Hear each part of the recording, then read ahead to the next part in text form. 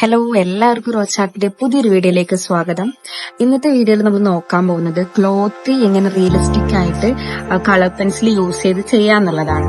നമ്മൾ colour pencil മാത്രമല്ല ഇതിൽ ചെയ്യുന്നത്. ഫസ്റ്റ് കോട്ടായിട്ട് എന്ത് ചെയ്യുന്നുണ്ട്, ഒരു സോഫ്റ്റ് പേസ്റ്റില് അതിന്റെ പൗഡർ നമ്മൾ ജസ്റ്റ് ഇങ്ങനെ ചെയ്തിട്ട് പൗഡർ എടുക്കും. അത് ജസ്റ്റ് ചുരണ്ടിയിട്ട് പൗഡർ എടുക്കാൻ പറ്റും. അതിൽ പേപ്പർ നൈഫ് യൂസ് ചെയ്തിട്ട് നമുക്ക് അതിനെ പൗഡർ ആക്കി മാറ്റിയതിനു ശേഷം അത് ബ്രഷ് യൂസ് ചെയ്തിട്ട് എടുത്തിട്ട് ജസ്റ്റ് ക്ലോത്ത് എവിടൊക്കെയാണ് നമുക്ക് ചെയ്യുന്നത് ആ ബേസ് കോട്ട് അടിക്കും.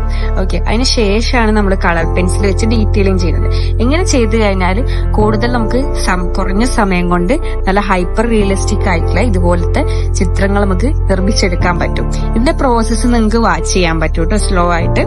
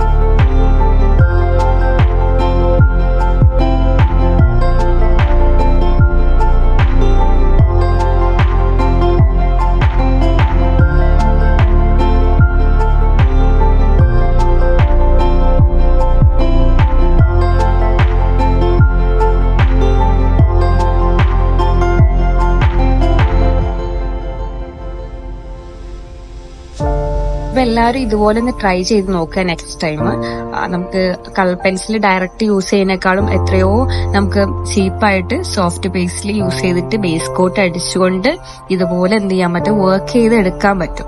ഇത് നമ്മളെ സമയവും ലാഭമാണ്, അതുപോലെ തന്നെ നമ്മൾ അധികം എക്സ്പെൻസും വരുന്നില്ല. അല്ലെങ്കിൽ നമ്മൾ കുറഞ്ഞ പോർട്രേറ്റ്സ് ചെയ്യുമ്പോൾ തന്നെ നമ്മൾ കളർ പെൻസിൽ തീർന്നു പോകാനുള്ള ചാൻസസ് കൂടുതലാണ്.